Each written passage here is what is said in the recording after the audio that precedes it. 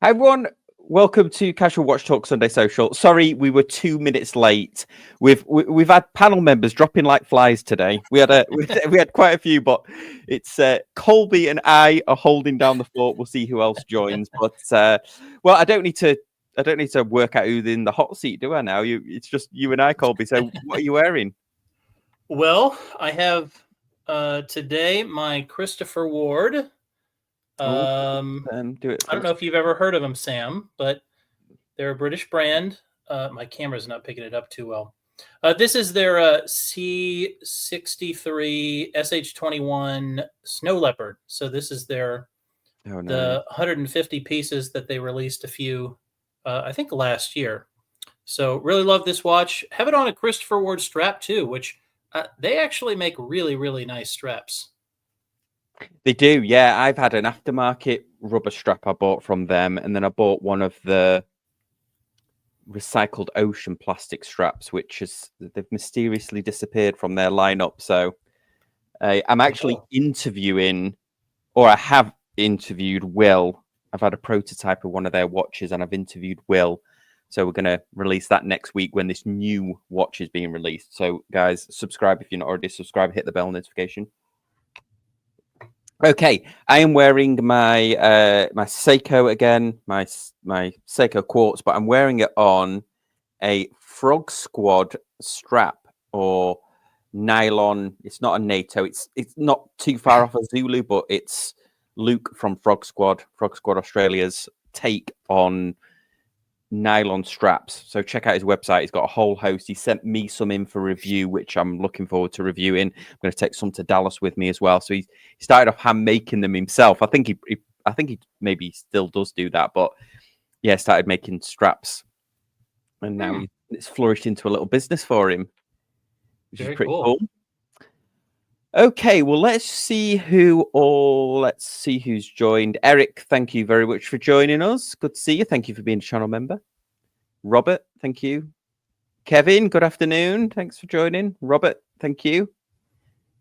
Brassic Time, thank you. And then we've got Robert again, I think. Yay. And then we've got Chris J, who's in. Chris, you were in like early doors again, like as I was setting up. So thank you for being so early, and sorry we were late. Okay, so this episode last week we did British watch brands, so we talked all about British watch brands.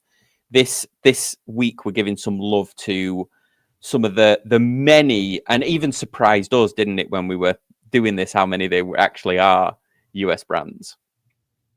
So we're going to go through our picks. I might have put in the title the best ones, but I think there's so many, I've definitely missed some, and I'm sure some of the ones that I've missed, I actually have met the people behind the brand. So this is an advance apology. Okay, so we are going to start with, and guys, absolutely let us know in the comments section if there's any that we've missed, and then we will go, and then we'll talk about them as well. And we're going to need your help because we're a panel of two this week. Okay, so the first one, I don't know if you know these, Colby. Have you ever heard of Vortec? Yes. Yeah. Yeah, so, they do the military-inspired watches, right? Yeah, they do the watches where they take pocket watches and recase them into watches. Oh, okay. So they, Patrick Pocket Watch Time, he's got one where because he's a big, obviously, pocket watch guy. So they'll take a pocket watch, and then they will recase it into a normal watch. So if you see all these, do they buy pocket watches themselves, or can you send them your pocket watch? You can. I think they both. So I think they'll recase. I think that's what Patrick did. I think Patrick Pocket Watch Time, he sent his in, and they cased it for him. So at least they used to do that. I wonder whether they still do that. But yes, they used to do that. Yeah, they'll case one that you've already got. So yeah, really interesting brand. I'm not. Have you ever got into like the old pocket watches? I never have. I mean, when I think about pocket watches, I imagine the gold chain in 1876 and it hanging out of my front vest pocket. And there's just not much about that appeals to me. Yeah. Let's have a look. So Joey says, I have a Vortic, or Joe, sorry. Joe says, I have a Vortic that I purchased at Wind Up Chicago. They also launched the Colorado Watch Company and are making American watches. Yeah, so I wonder if let's have a look. Oh, there you go. Colorado Watch Company. Okay. I wonder if the pocket watches that they use are from American companies. I wonder if they can actually claim to be made in America. Oh, because they're vintage like Hamilton's. Right. Yeah, possibly Field Watch. Yeah, these are just they're assembled. Let's have a look. Yeah, USA on the dial. Also, yeah, these look okay, don't they? Actually, I wonder what this classic dial. I wonder what the dial's made of. Looks like it's made of something. Something particular. Awesome. No, thanks, Joe, for that. Okay, then next up on our list, somebody mentioned it, so let's bounce to them. Laurier. Have you owned a Laurier before? I have not. They're a little small for me. I'm a 7.5-inch wrist, so I think most of what they make are below 40 millimeters. Although I wonder if they are actually 40 millimeters. That's a good point. Actually, I've owned this one, which was the Neptune. They had one that was a dated version. Let's just have a look. Let's just have a look what this size is. The Hyperion. This one's a bigger one, but let's have a look at what the Neptune was. This used to have the date. They used to have one that had the date on it. Was running the NH35A dimensions. There we go. 39 millimeter case. Yeah.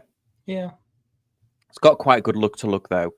The only thing with these are it's a husband. I think ostensibly it is a husband and wife team that run it, and they're really nice. I tried to interview them once, but we kind of got our dates mixed up, and they were it was years ago, and they were in town when we never got to meet up. But I have met them at Wind Up in New York. Really nice. The only thing about Laurier is that I presume they still do this, but they used to be big proponents of putting acrylic crystal on there, like Hesselite crystal. So all of their watches, just let me see if I'm speaking out of turn here, but I think all of their watches domed Hesselite there, and I believe the Neptune still does, and it's domed Hesselite, yeah. So I think as I've gone on in my watch collecting, my tolerance for, even though I had a Speedmaster for years that had the Hesselite on it, my tolerance for having Hesselite on watches is quite low. Have you ever had the acrylic watch? No, and I would never buy one. I totally agree. I get it that obviously they're going for a 1970s, 1960s vintage aesthetic. But to me, there's just no scenario in which I would want an acrylic crystal. I get it. They scratch easily. I get it that you can polywash it out. But first of all, you can only do that so many times. And second of all, I don't want to have to do that. Yeah. So that would be a downside for me. Yeah, I totally agree. So the reason, back in the day, Hesselite was on there or acrylic was on there because, well, first of all, it was cheap. You could get a very aggressive dome onto it. It's very strong. It's very shatterproof. I dropped my Speedmaster onto a tiled surface, and all it did was crack the Hesselite. So it was quite thick on there. So that's an advantage. And I believe some of the watches, they were more waterproof because the Hesselite would flex, so it would actually compress in the case. That Russian brand that I said I would never talk about again, they have a watch that does that. And so I think there was like a use for it at the time, but I can't see what advantage there is when sapphire is so ubiquitous. I know that Laurier is like it has a warmth to it, and it doesn't distort as much, I don't think. But I can't do it. Yeah, and I don't even really see that. I mean, like when I look at the Hesalite Speedy next to the Sapphire Speedy, I don't even really know what people are talking about when they say that. Like I can't notice anything. Oh, you mean the distortion wise, or Yeah, like the warmth. oh yeah, yeah. I know what you mean. It's yeah, I agree actually. But just looking at them, I mean, I think, yeah, the acrylic crystal might be a deal breaker for me, but I like a lot about the aesthetic. I think they do retro without going too far retro in terms of just speaking just their design language. yes, And so just looking at them, there's a lot that I actually like about them. yeah, I agree. I really like this. I think this one they do one in a 39, or then maybe this is a 36. Okay, yeah, this is a 36. I like this aesthetic though. To your point, I like this 70s sort of, a sort of Art Deco-y type vibe that they've got going on. And is this a Revival brand as well? No, Or I don't think no? so. Okay. No, I think they started it from. Obviously there's a backstory to it, but it's a husband and wife team. I'm sure somebody let us know in the comments so we don't ramble on about it. But if you know the reason for the Laurier name, let us know. Okay, so there we go. So we got through 2 already. We're at the 11-minute mark, so we need to get a move on. Next one is let's do. Okay, I'll let you. You want to kick us off with Jack Mason, because we could talk about this for the next hour. Yeah, I mean, for those who don't know anything about Jack Mason, it was started. What is it? It's 10 years old, right? This year, and they were started by Peter Cho, based in Texas. For a long time, they were considered basically a fashion brand, but then just a few years ago, they started using the Miyota 9075 movement. They really leveled up in their watchmaking and their designs, and now I think they're a really excellent choice for a lot of people. I think the Stratatimer series is really sharp. They also have, weirdly, a collaboration with Dr. Pepper. And they have 2 new lines of watches that really, I think, where they're trying to level up their watchmaking even more and get in with the likes of Monta, and kind of the Christopher Ward space, in the Canton, came out last year, and then the new Pilot's watch that just came out. Yeah, absolutely. Yeah, I know Peter quite well, so I'm very biased about this brand, but I do love them. I've reviewed all 3 of the latest Strato timers. I reviewed the Espresso timer. The Dr. Pepper thing is actually really interesting because it's one of the first watch. So we've given a lot of the Rolex's nicknames, like Pepsi and Sprite and Coke and stuff like that, but Peter actually went to Dr. Pepper's headquarters and pitched the idea of doing a collaboration with the drinks brand, because they're both Texas based. So he actually, I think it's the first time they've ever done a collaboration with a watch brand, but it's not just nicknamed the watch; it is a genuine tie-in with the Dr. Pepper drink. So I think it might be the first watch or a first luxury watch that's definitely had a tie-in. Yeah, it's with the colors on the bezel, obviously, but there's also a tie-in with the lume too. Aren't certain of the numerals are lumed, and it represents something that's significant in Dr. Pepper's history. I forgot exactly what. Oh, there we go. Yeah, you're right. Actually, I didn't know this. So it's got the 10, the 4, and the 8. So is that it'll say something. I think it like goes back to a Dr. Pepper slogan or a commercial or something. Oh, here we go. Shutter time and the design, the details. We've highlighted the 10, 2, and 4 indices with a different colored lume to commemorate the famous "drink a bite to eat at 10, 2, and 4" Dr. Pepper slogan from the 1930s. Oh, there you go. Yeah. Oh, really cool. Let me. I noticed Robert Lee made a comment saying that Jack Mason are horrible looking watches. They look so cheap. Completely disagree, Robert Lee. I think they're first of all they're really well made watches. Yeah. And I think especially if you look at their two newest releases, the Canton and then the Pilot watch. I think those look super sharp. Now, I will say that on the Stratotimer, I do think the design language is a little bit industrial for me. In the baton hands and the markers, I wish it were a little more refined. I've actually had two. I had the Dark Knight, the Batman one, and then I had another one. I ended up moving on from them both, but they are really good watches, and they have great bracelets. Yeah, this 7-link. I've had this. I had this Stratotimer, this green one, and then I had the Espresso as well. The 7-link bracelet is fantastic, and their quick adjust system on the bracelet is one of the best. Their on the fly micro adjust is one of the best that you'll see. I agree with you about the Stratotimer. I asked Peter about this because I think to me, the hands and the indices aren't quite the right size, but Peter actually said that they'd gone through. Like he invited me to his Dallas headquarters, and he's actually got a old draftsman's set of draftsman's drawers, and he pulled each. There must be like 20 shelves, and each one is sort of like the chronological history of Jack Mason, and they were very much a fashion brand to start with, 100%. But he's turned it round in the last, what would you say, 4 years? To be in a real, and they do also do a lot of work with bringing other US brands together, and they do want to be. They're one of the companies like Veya that we'll get onto that really wants to start making as much of a watch as possible as they can in the US, which is near on impossible at the moment because the hairsprings and stuff like that. So yeah, they are in the hand. They feel very high quality.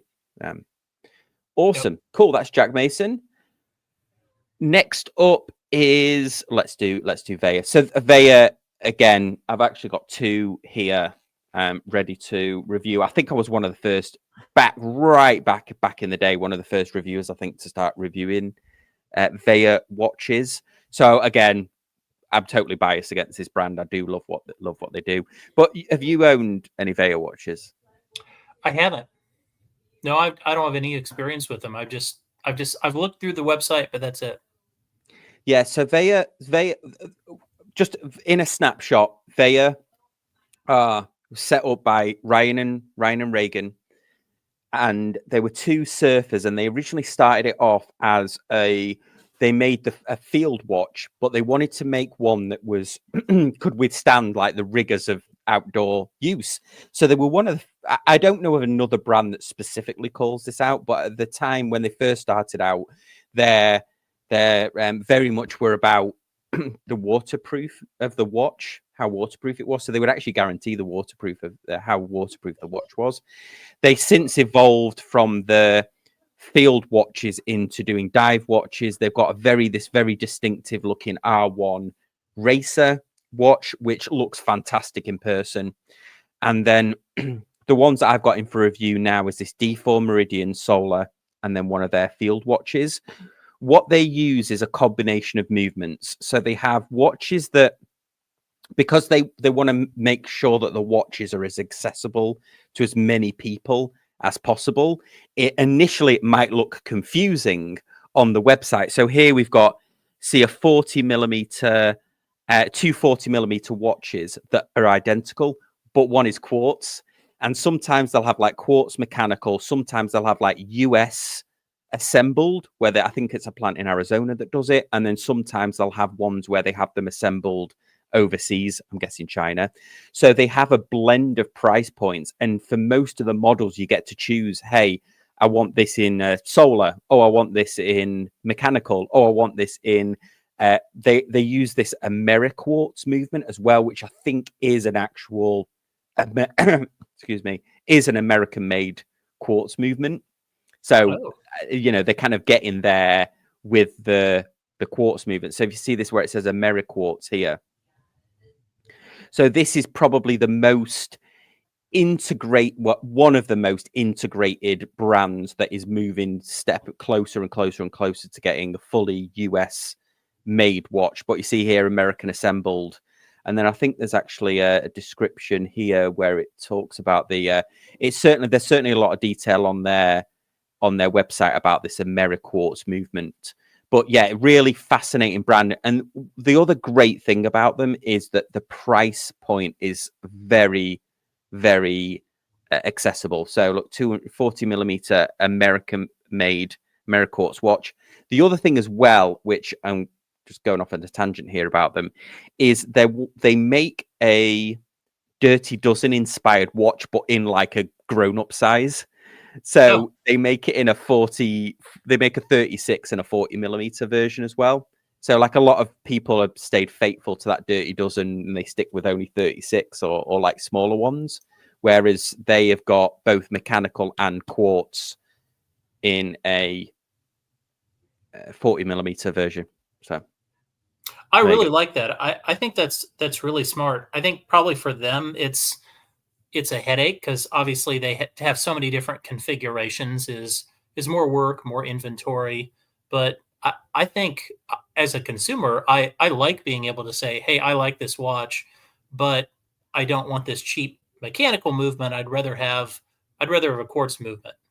Yeah. So that's what's really cool. And Robert, you said, I prefer the Timex North for that price. But if you're thinking about price, think how hard it is for two guys to set up a watch brand with American assembly and getting distinctive designs and wanting to bring US watch manufacturing back to the US.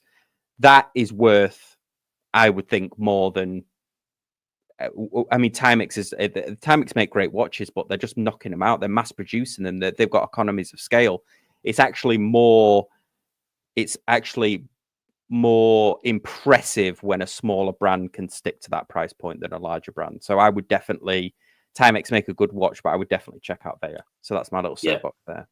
No, I think that's a great point. And I think it's worth addressing BS's comment.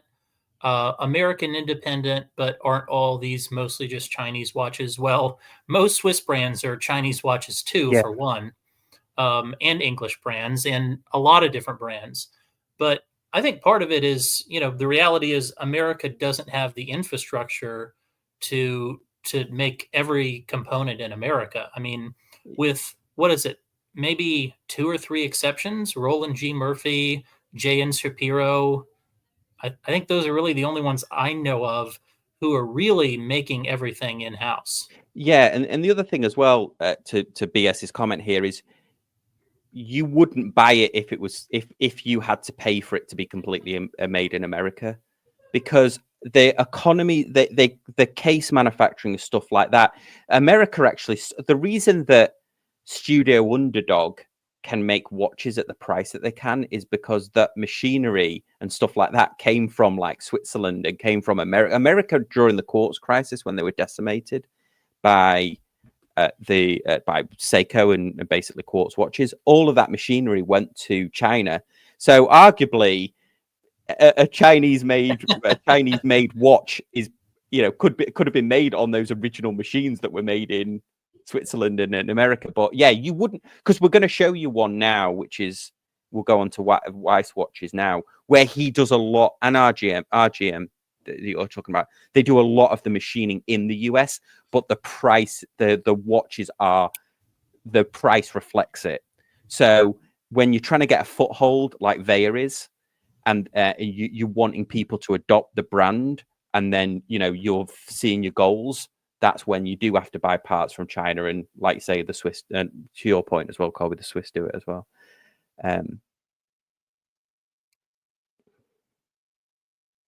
Awesome. Okay, let's move on to the next one. So you know a bit about this brand, Weiss watches, do you?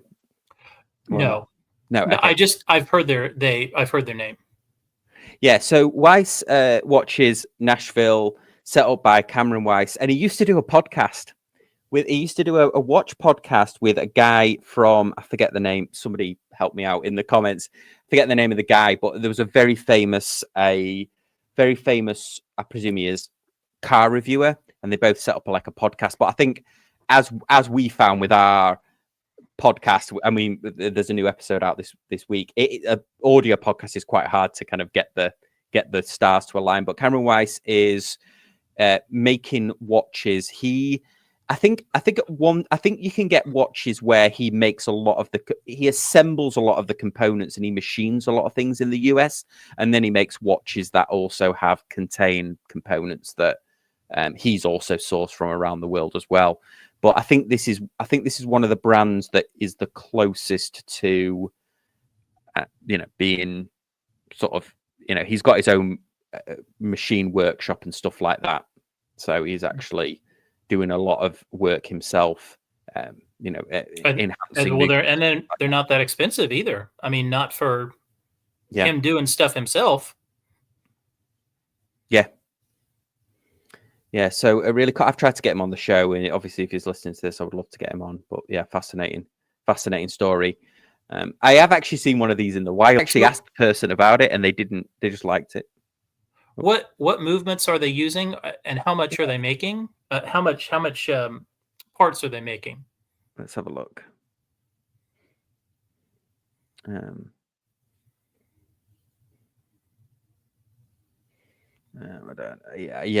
That I'm not entirely sure. I don't know how much he makes. Maybe I'll invite him on again, and we can, because I'd be interested in knowing. Cool. There you go. Let's have a look. Okay, so next up is, let's do one that you could definitely talk about. Well, we did this one. Did we do? Oh, we didn't do this one. We'll switch up. So one that you picked was Nodus, was it? Oh no, Raven. Raven, yeah. Raven is a great watch manufacturer. I really love them. I have a soft spot for Vaer because they're based out of Kansas, and I'm from Kansas City. So, in fact, they're based in the Kansas City area. Raven makes 3 basic lines of watches. They have their Endeavor 2, which I think is kind of their staple diver. And then they have their Trekker. If you hover over watches there, you can see the 3 main. Their Trekker. And then actually, the Trail Trekker is really cool. That's a DLC coded one. It, I believe, uses the Miyota 9075 movement. It's also a collaboration with Nodus, another American brand, and they have the Nodus on-the-fly adjustable clasp. So I've had an Endeavor, which is their series of colorful dive watches. They're really well built. They use Miyota movements, on-the-fly adjustable, quick release end lengths. I think they're attractive, good size. So I have a really high opinion of Raven. I think they make a good watch. Yeah, I've never seen one of these in person, but they do look really nice. Yeah. Oh, actually, somebody put Nodus lookalike, but yeah, obviously that one was a collab with Nodus. Maybe this one's. Maybe Robert's talking about this one. Yeah, I forgot that this one, but this one's a beautiful looking watch. Yeah. Cool. Well, actually, shall we go to Nodus next? Sure. Yeah. I don't know much about them. Do you know much about if you had a Nodus watches? No, I haven't owned a Nodus, although I've heard a lot of good things about their newest watch. I think it's their newest watch, the Contrail GMT. It is a sharp-looking watch. It uses, I think it's the Miyota 9075, and it's, I think, just kind of a spec monster, great value, well-made, 40 millimeters, and everything I've heard about it has been really good. Yeah, so let's have a look here. Actually, so 9075. I really like the Miyota 9000 series. I think they're, sometimes the accuracy is not perfect on them, but they consistently work. Oh yeah, and they also regulate their movements like Jack Mason does. So yeah, Yeah, that's cool, isn't it? Yeah, Jack Mason tries to do like 5 seconds, don't they? And looks like they're within 8, which might be more realistic for the movement. Regulated by Nodus, yeah.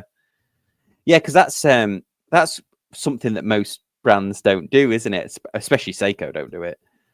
But this Nodus has a bit of a vibe of Grand Seiko, like a Grand Seiko with the bezel. Yeah. Ooh, but a fully loomed bezel. Yeah, it's really cool.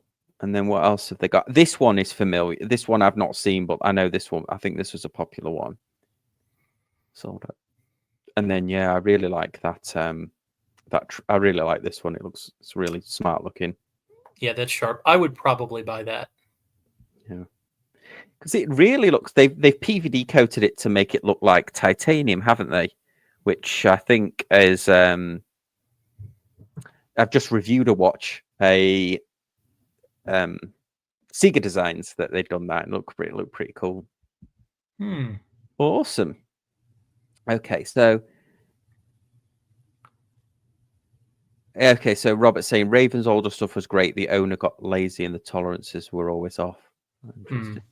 Yeah, I can't speak to that. It hasn't been my experience. Yeah, is it tricky to adjust and rate a 9000 series? The NR 45 movements can be a pain. Yeah, we try to regulate NH35, NH36 movement on the channel, and it's because it's the positional accuracy is all off. DLC is a material, PVD is a process. I know I keep saying DLC instead of PVD.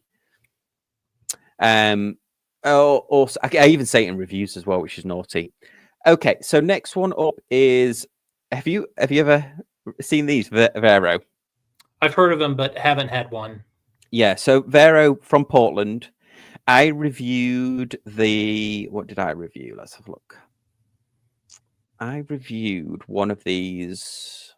They do this Smokey the Bear collab. Oh, that's right. Yeah, that's what they're known for. These look pretty cool, actually.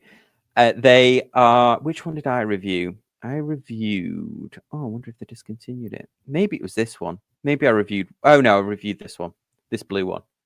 Yeah, interesting watch. Shame that my thing. I was stickler for having the date on it, so I wouldn't actually buy one because they don't. I mean, these ones have the date on them, but they're a bit quirky. These ones. I think these are quartz actually. These ones.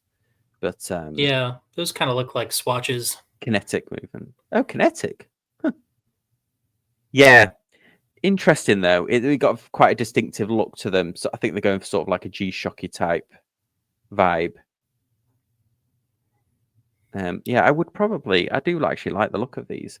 I think they've added the date to this recently. I don't think I don't think they originally had them on the date. But yeah, interesting brand. I've reviewed one, but I've never owned one.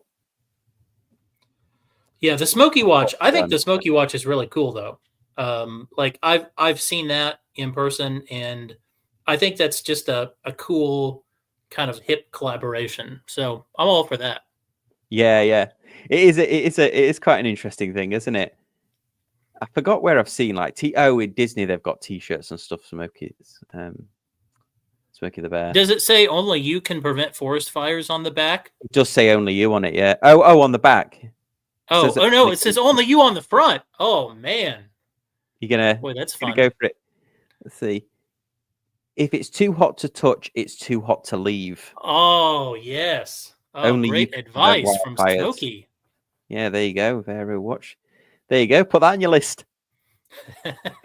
Awesome. Okay, let's go to. We did the trail tracker. Let's go to. I don't know this brand, but I did, and I didn't realize they were American, but apparently they are. This is the one that's got the different. It's got like a treadmill. Let's just see if you've got it here. There's not a good picture of it. Come on, let's have a look. They're really complicated watches, but all of the numbers are on a rubber bands. Or probably not rubber, but probably silicon. But yeah, this runs around to tell the time really interesting. I think Dave Scottish Watches has actually seen one of these in person, but I actually didn't realize they were an American brand until I started doing some research. They're pretty Do you know wild. anything about them? Where are they based out of? Let's have a look.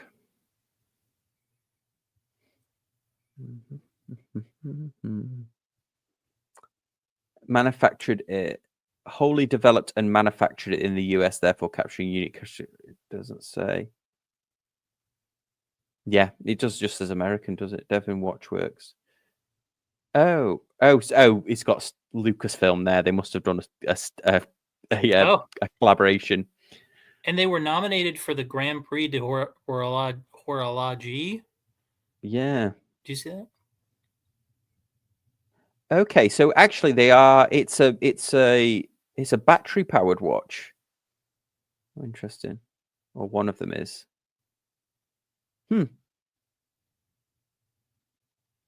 Though they are water resistant. There you go. Right from the FAQ. Cool.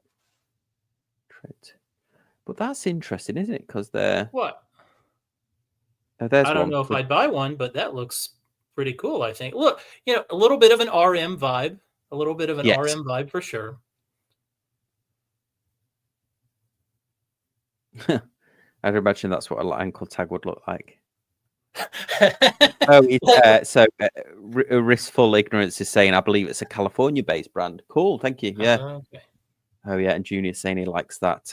He's with you. He likes that Smokey and the Bandit. Not Smokey and the Bandit, Smokey and the Bear. I'd buy a Smokey and the Bandit watch. Yeah. Yeah. Awesome. Okay, let's have a look. Next up. Yeah. Do you have Manta on the list? No, I don't. Let's have a look. Yeah, let's talk about Manta, because Manta is an interesting brand.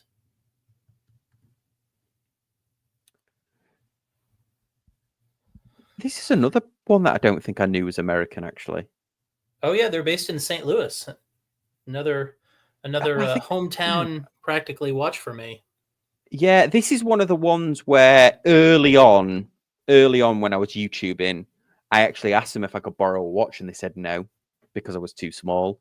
So, and actually, I don't blame them. To be fair, I was, like 1,000 and something subs or whatever. So to send like a 2.5 grand watch, but I don't know. I've never reached out to them about it again. But yeah, have you owned one?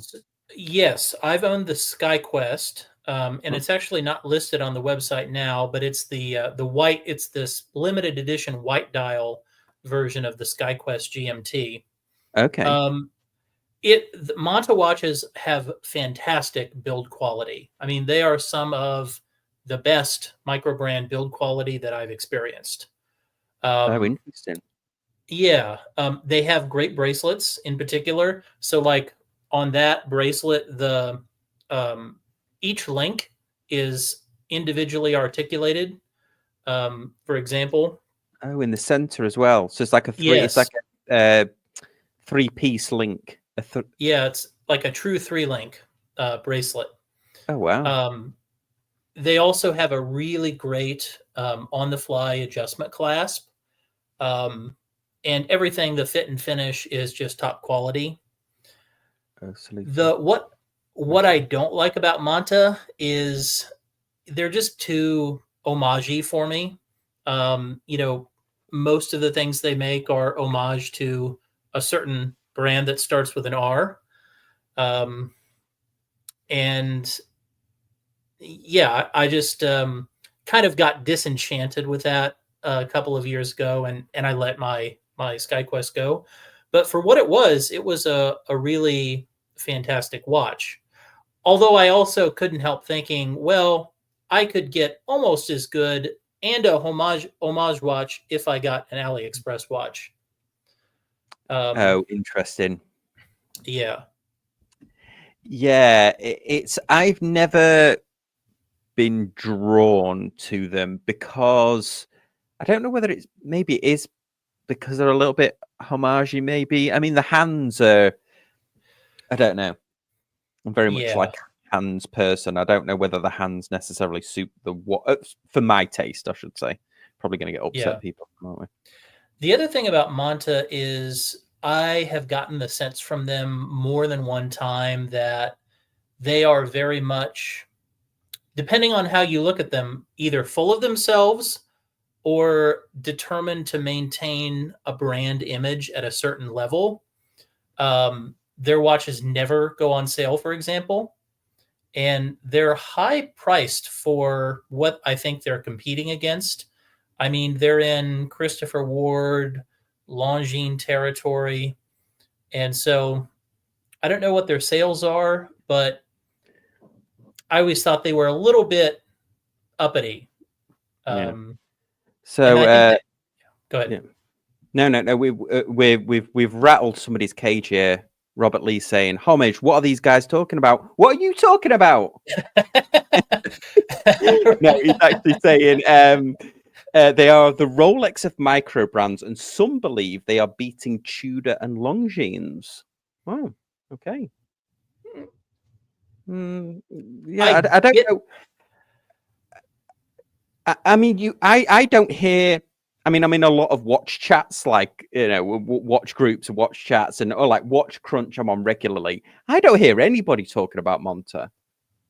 I know. Yes, I think the quality, like I said, is outstanding. I think they're on par with Christopher Ward and Longines. I mean, maybe a tick above Christopher Ward in some respects. But yeah, they also have the advantage of they have a clearly defined number of lines of watches, and they rarely add anything new. Like they've had almost this exact same lineup for the whole time I've been into watches, for like the past 4 years. So in many respects, they are actually homage in Rolex, but in that aspect. And they'll come out with a new version of their SkyQuest or of their Ocean King, and like Rolex, it'll have this tweaked here or that tweaked there. And so, man, I just get strong Rolex vibes from a marketing perspective from them. Yeah, I don't hear anybody. Yeah. So yeah. Okay, cool. Okay, well, let's move on from Monta then. Next one is, have you ever heard of this brand, Reuter? Oh, I've heard of them through Watch Chris. Yes. Yeah, Watch Chris is good friends with, I believe it's, God, I'm going to get it wrong. I think it's Danny Reuter is the namesake. I've met him, really nice guy. So I believe he started off essentially wanted to make a watch for himself. So he started making a watch. There he is. Yeah, Dan Reuter. And he, really nice guy. And he actually made one of these watches, but now he's doing a lot of like the process himself. And he's famous for making a watch for Tim Mosso. So Tim Mosso saw one of his watches, liked it so much that he actually had a watch made for him. And it's let's just see if we've got, it's very distinctive, the one he had made. It's sort of like a fluorescent, I wonder if it's even mentioned on here. It's a fluorescent green almost. Let's have a look. I don't think, I think it was that custom that he doesn't. So it was essentially this style, this DR2 style, but it had green elements in it. Must be on there. It must be on his Instagram. Yeah, so he gifted one to, I think it's this one. I think it's actually this one here, but just let's check. Here it's this one. Yeah, it's this one that he made and then gifted to. So Tim Mosso's got this one as well. Yeah. So that's sharp. Yeah, so, what's their hook? There we go. Like, what's their distinctive? Okay. Just that, I think it's just that he is. I think the distinctive thing is just the type of materials that he's using, and also the engraving and the sort of the extra finishing and stuff that he's applying to the hands. Because I think it is just, they are ETA movements in them. I don't think it's actually, there's anything to do with. So he's not a watch. Is he a watchmaker? He is. Oh, I don't know if he's a trained watchmaker. Yeah, ETA 7750. Yeah, so he does them himself. Yeah. Wow. I think it's still a one-man band, or it's very few people. Yeah, there you go. There's his engraving that he's doing. Yeah, cool brand. I think they're Cool. New York based. As we're going around the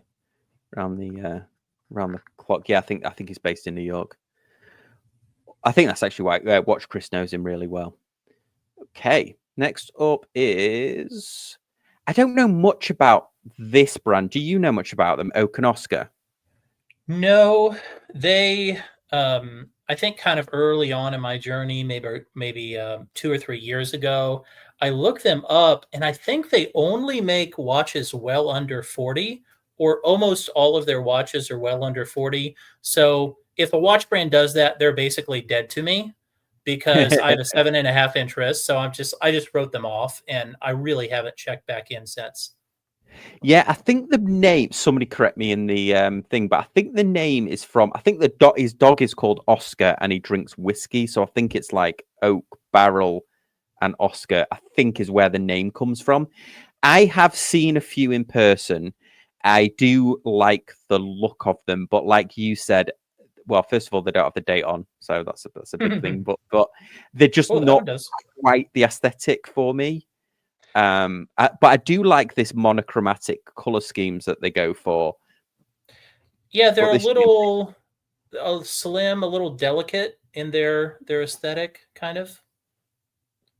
yeah, but I definitely would review one if I could get one on my hand. I think Nicholas at Fears is quite good friends with him.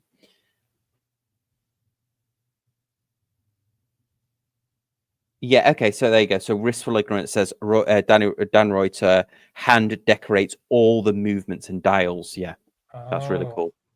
Very cool. Oh yeah, Aragon. Uh, Yeah, let's have a look at those. I don't know much about them actually. Let's have a look. Aragon was forever ruined for me because I used to. Do you ever spin the watch wheel? At the Watch Gang watch wheel. No. What? Like the Watch Gang subscription service. Yeah, except they have a watch wheel where you can spin the wheel and win a random watch. Well, that's full of Aragons, and anything that I associate with Watch Gang is now ruined for me. Yeah. I didn't even know they were still. Oh yeah, I do know these. I do know this sort of. God, they've got a lot, haven't they? It's like going to one of those restaurants and they've got every single type of food on it. You're like, oh, like a so I can diner. order, like lasagna and chicken lo mein. Yeah, and you think, oh, everything can't be good on here. Yeah, for me, I'm not feeling this aesthetic at all. They're like kind of in Invicta territory as well. Yeah. Oof. Yeah. Yeah. It's cool that it's absolutely cool. It's an American brand because I bet you they sell quite a few of these the way that they look, but not particularly my taste. I've not seen one of these in person. But yeah, thanks for sharing Wistful Ignorance.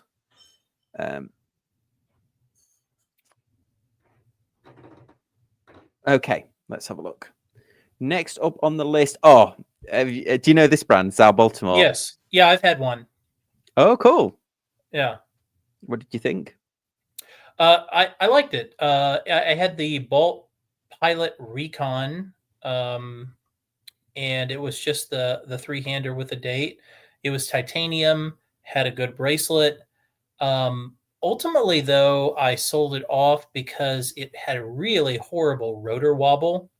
And like I would bring my hand up to scratch my hair and it would be spinning wildly. And it was a deal breaker for me. But on paper, I mean, they make nice watches. They have good specs. Yeah, I wonder whether because this one's the 9000 series, which you don't. I wonder whether he was maybe using like the 8000 series because the 8000 series is, yeah.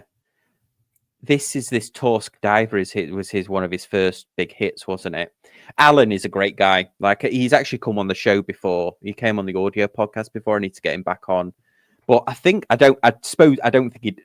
I can't imagine he still does this, but at one time he was assembling these by hand himself from the Yeah. parts, and he was making them in his house. Well, and they do. I know they regulate them as well in house. I actually like they're kind of on the small side along with Astra and Banks, although they do make some 40 mils. One of the ones that I really like is the Natty Baw. Yeah, Okay. it's like a Baltimore icon. Looks like the guy on the Pringles can. Oh yeah. Yeah, it was funny. I tried to actually meet up with Alan. I was in Baltimore once, but it was just too tight a time frame. So what is this a mascot of? Is it a food? Is it linked to a food or something? Now I've forgotten, but I know it's associated with some brand that's associated with Baltimore. I Yeah, thought it there's was kind of quirky and cool. yeah, that is pretty cool. Awesome. Yeah, great pick. Great pick. Okay, and then we've got a couple more to. We've got to do Islander. So this is obviously this is Market Long Island Watch's brand. So based in the US, and yeah, it's. I think he's just having like a lot of fun with this, isn't it? You can tell he's a watch enthusiast, and he's almost. I think of them as remixes. I suppose I think of them as because he takes watches and then remixes them. I think so, taking inspiration from some and remixing them a little bit. I have reviewed one of the GMT ones, but that's it. Have you ever seen these in person or owned one? Oh yeah, I had one. I got the the Islander Upper Brookville, Okay. and I was actually really impressed with it. It's a little bit smaller than I would normally wear. It was 38, but it uses a decent movement. It uses a Miyota 9000 series movement. It Oh, kind this of one. has, it kind of looks like an OP, a Rolex OP and a Grand Seiko had a baby, and it's only $247 right now. Oh, interesting. So he's got one of them is on sale. Oh, maybe he's Yeah, the Upper yeah, Brookville, they have some really sharp dials on those. yeah, yeah. I definitely would. I definitely would buy one. Um, I think he's coming out. He's teased one, hasn't he, on his Instagram that looks quite interesting. So I might try and wait until that one comes out. But Yeah, yeah, a big lot shout of out to them are really well spec for their price. yeah, that's what he started off doing, wasn't he? Started making the SKX style ones, and I shouldn't say style because I hate it when people say roll like Submariner style. The SKX homage ones, I suppose. But he was putting like miles better specs than what the Seiko watches had, which was really cool. Oh, Eric, thank you for gifting 5 memberships. Very much appreciated. Thank you so much. Oh, In fact, guys, before I forget, I'll try and do another members live stream on Tuesday. So I'll do a community post about it. I know the last couple of times we've had a really good time, and I think I'll try and do it every 2 weeks. So this will be 2 weeks. So I'll do another one this Tuesday. I'll try and do it maybe around this time if that suits everyone. But obviously, let me know in the I'll post do a community post after this. Thanks, Eric. Thank you very much for gifting those memberships. If anybody wants to become a member as well for the low price of $1.99 a month, you can join the channel, get access to exclusive content, including some of my back catalogue of videos that are unlisted, and then also you'll get invited to the live stream as well. So thank you for that. Awesome. Okay, we've got 7 minutes to go. Next one up is I don't know anything about. Do you know anything about this J and Shapiro? not really. High-end watchmaker. I just that I have a friend who is a watchmaker and he works in the service center at Audemars Piguet in Tampa. Oh wow. He used to work with J.N. Shapiro, and as far as he's concerned, J.N. Shapiro is America's greatest living watchmaker. Yeah, they have a So very Roger Smith kind of aesthetic to them as well. yeah, a lot of the designs are, I mean, they're very traditional. A lot of them are very similar, but I don't necessarily know that you're buying them for the designs. Oh yeah, okay. So they are very expensive, aren't they? 70,000. And this is one that probably needs a little bit more. So he's got US made there. So that is interesting. So perhaps he is machining a lot. He must be, except maybe Yes. the spring. I think he's doing basically as much as you can physically do in America today. Yeah, incredible. It's funny how a lot of the self-made handmade ones have take on this similar appearance, because this looks, you would be forgiven for assuming this was a Roger Smith. Okay, and then we did Oak and Oscar. Okay, last one was your last pick. Oh man. Visitor. Visitor. Okay. So I hate this brand. I'm sure the people who run it are really nice, and I wish them nothing but the best. But their designs are awful. Their design language is the ugliest design language that I have ever seen. I'm sorry. But Wow. the handset is hideous. And the It markers, looks like like an ornate butter knife, like a decorative butter knife or something. When it's fully splayed out like that, that looks like a butter knife, and that looks like the end of it. Or this looks like I don't know, like a magnifying glass or something. It's a very, very bizarre handset. yeah. I mean, I don't even know how to describe it. It's like gothic horror, but then it's also, everything is not cohesive either. So you have the case, which has one kind of design philosophy, and then you have the bezel, which seems like a totally different, it should be on a totally different watch. And then the markers and the handset, none of it works well for me. Wow, and And they are. I know 750. some people who like them, but oh man, it looks awful to me. 200 meters water resistance. Yeah, this is I know you mentioned this before, just when we were getting prepped on, but I hadn't really looked into it. But yeah, there's something really jarring about the way that they look. I mean, and you know, obviously commend them for doing something different, I guess, but it's pretty wild that the hands look completely out of place. Yeah. Very ornate hands for what is essentially a tool watch, I'm guessing. Well, it is a I don't tool watch. know. I don't think anybody knows. What is it? Yeah, I don't know what you would call that handset. That I've never seen anything. It's not cathedral hands. Well, Although it it looks looks a little like bit looks a little bit phallic as well, which I don't like. yeah. Well, like some kind of medical device. Let's have a look. I actually like the hat. Come on, Robert. Really? Come on. Really? Let us know. I'll support you if you do like it, but I'm also interested whether you actually do mean this.